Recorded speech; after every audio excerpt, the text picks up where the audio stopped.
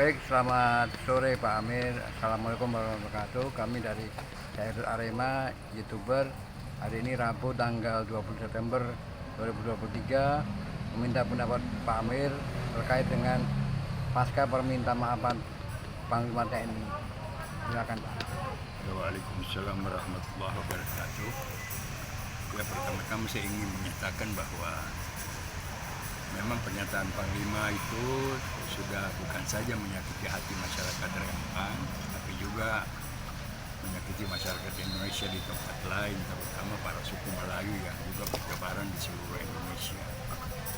Tapi dengan pengucapan permintaan maaf itu, saya kira secara pribadi saya harus mengapresiasi itu, karena Panglima secara satria menyatakan diri meminta maaf atas ucapannya tadi. Nah, masalahnya menyangkut Pulau Rempang itu apa sebab banyak perlawanan? Saya ingin mengingatkan kita kepada sejarah bahwa perang di Ponorogo itu terjadi karena hampir sama miripnya seperti sekarang ini. Pangeran Diponegoro itu melakukan perlawanan terhadap pemerintah Belanda, terhadap penjajah Belanda. Itu karena masalah kuburan keluarganya, leluhurnya mau digusur kan oleh Belanda, dibikin jalan kereta api. Nah, jadi kita harap jangan sampai kebijakan pemerintah dalam rangka kebijakan investasi ini itu menjadikan lahirnya di Ponorogo baru. Tapi di Ponorogo baru ini lahir nanti mereka berjuang melawan bukan penjajah, tapi berjuang untuk melawan pemerintah sendiri kan. Nah, ini karena apa? Kita terjebak, kita alpa bahwa kadang-kadang investasi itu bisa membuka pintu bagi terjadinya intervensi dan penetrasi. Itulah sebabnya barangkali kebijakan pemerintah dalam pemberian izin investasi di Pulau Rempang kepada perusahaan Cina, terlepas dengan ada Taiwan warga negara Indonesia yang ikut, itu sangat disesalkan dan penuh harapan sebagaimana juga diputuskan oleh pengurus besar NU dan pengurus besar Muhammadiyah agar supaya kebijakan ini dibatalkan adalah karena faktor itu, karena kita tidak ingin melalui investasi itu kita membuka karpet merah bagi Cina untuk melakukan secara bebas melakukan infiltrasi dan penetrasi ke negara kita. Karena biar bagaimanapun juga kebijakan investasi ini sudah betul-betul menodai, malahan mengingkari dan merupakan pengkhianatan terhadap konstitusi kita. Karena amanat konstitusi kita untuk melindungi segenap tumpah darah dan seluruh bangsa Indonesia, kemudian mencerdaskan kehidupan masyarakat, memajukan kesejahteraan umum, ikut mewujudkan perdamaian dunia ikut mewujudkan ketertiban dunia berdasarkan kemerdekaan, perdamaian abadi dan keadilan sosial juga dicabik-cabik. Nah, itulah oleh karena itu kita harapkan bahwa masalah ini tidak hanya sampai pada permintaan Panglima meminta maaf, tetapi juga harus menjadi perhatian Presiden Jokowi untuk segera membatalkan kebijakan ini. Apalagi kalau kita lihat dari awal bahwa kebijakan ini sangat bertentangan dengan apa yang sudah pernah ditetapkan sejak tahun 2000-an.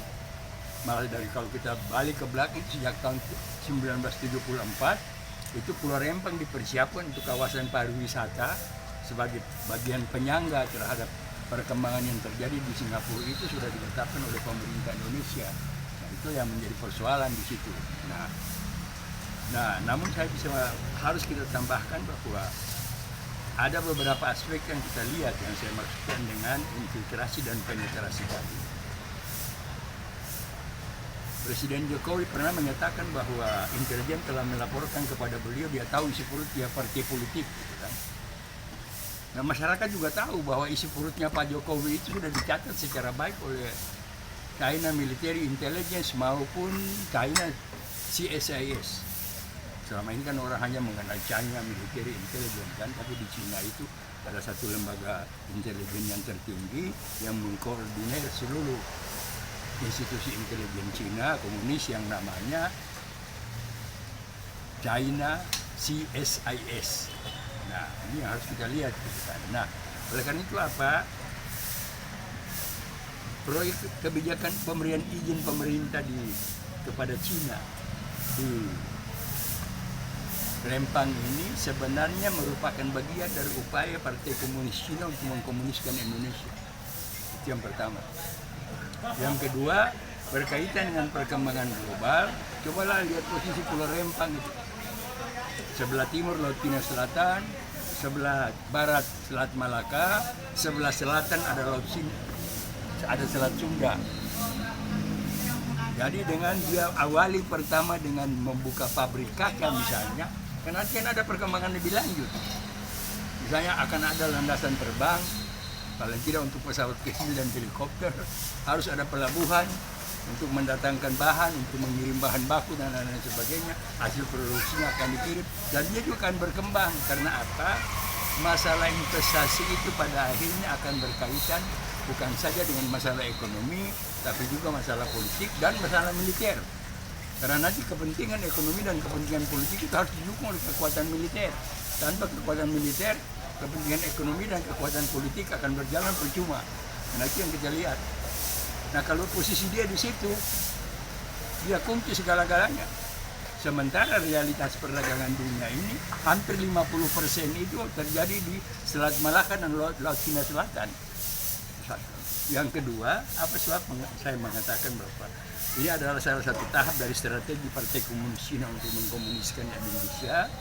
Itu adalah juga berkaitan dengan strategi Xi Jinping dengan konsep obornya untuk menjadi ruang hidup bagi masyarakatnya. Anda melihat Cina yang begitu luas, tapi hanya 43% dari warganya yang hidup di bagian timur. Di bagian barat yang syarat dengan batu karang, dengan gurun-gurun lain sebagainya itu hanya ada 6% penduduk. Nah, jadi ada 43% dari wilayahnya yang dihuni oleh 94% penduduk, sementara ada 57% wilayah hanya dihuni oleh 6% penduduk karena tandus, karena pegunungan, ngarai, gurun yang luas dan lain-lain sebagainya. Oleh karena itu dia harus menjadi ruang hidup bagi warganya dengan cara melakukan penetrasi dan infiltrasi ke tempat lain. Kita bisa melihat di Ceylon misalnya. Akhirnya Ceylon dia bisa bayar dengan melakukan pinjaman sebagai jebakan Batman. Akhirnya sekarang menguasai pelabuhan Ceylon sampai berapa puluh tahun. Kebetulan terjadi beberapa negara di Afrika. Ya, ini yang kita khawatirkan, jangan sampai Indonesia menjadi negara-negara seperti Ceylon dan negara-negara di Afrika terjebak dalam strategi Cina. Nah, oleh karena itu juga kita harapkan kepada para Taipan yang ada di Indonesia, yang memang kita lihat selama ini seperti Pak Tommy Winata, sejarah membuktikan beliau punya kedekatan dengan militer, punya kedekatan dengan Polri. Kalau Pak Edi Sudrajat masih hidup, barangkali Pak Edi Sudrajat bisa cerita kepada masyarakat ini tentang bagaimana awal hubungan antara Tommy Winata dengan militer Indonesia sehingga menjadikan dia seorang Taipan yang cukup terkemuka. Saya kira bahwa sebagai warga negara Indonesia, saya kira juga Pak Tommy Winata harus sadar agar tidak menjadikan dirinya sebagai masuk dalam perangkap strategi komunis Cina untuk mengkomuniskan Indonesia. Jadi kalau dalam keterangan pers kemarin mengenai masalah di Rempang bahwa beliau akan taat kepada pemerintah Indonesia, maka ketaatan itu juga perlu dibuktikan oleh Pak Tommy Winata dengan memelihara dirinya agar dia tidak masuk dalam jebakan strategi komunis Cina untuk mengkomuniskan Indonesia. Jadi saya kira itulah masalah besar yang kita hadapi.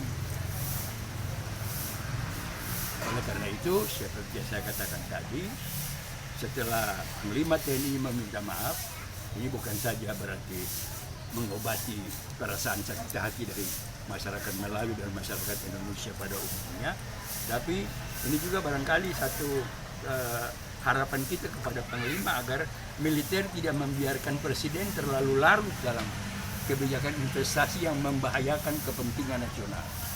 Nah, ini juga masalah ini bisa terjadi karena apa? Para politisi kita harus sadar, tokoh-tokoh militer kita harus sadar, pimpinan Polri juga harus sadar bahwa kelemahan kita selama ini adalah ada dua hal. yang menjadi prasyarat bagaimana memperkuat kepentingan nasional. Dua hal yang tidak kita miliki itu adalah doktrin pertahanan keamanan negara. Yang kedua adalah konsep ketahanan nasional.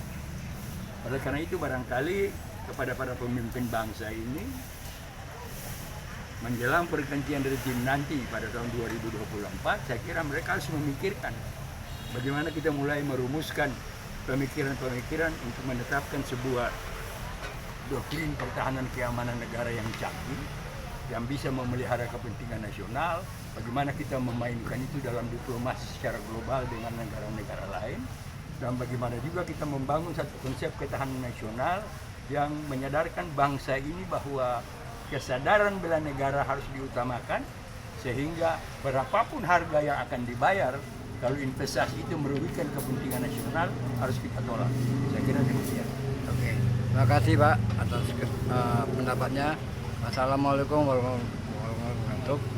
Selamat sore, selamat menonton.